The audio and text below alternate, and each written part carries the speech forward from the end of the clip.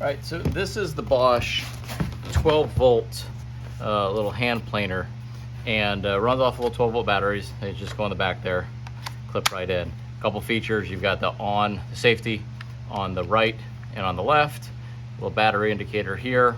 You have a guard so that when you do flip it over, you're not resting it on the blade so you can damage your blade. And then your depth stop is right here. So just a couple of clicks is about a quarter turn. So I'll show you in action.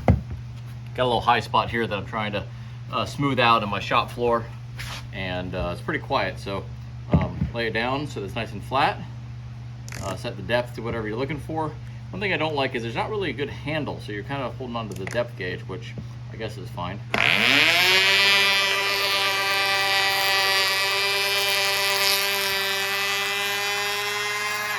right, there you go. Another pass. So, well, it's brushless and it's also nice and quiet. So there you go. And it also comes with, can't find it, it's a little vacuum chute here that you can attach, so you can plug a vacuum into it on the side there. It fits in those left and right side. So there you go. There's the Bosch little hand planer.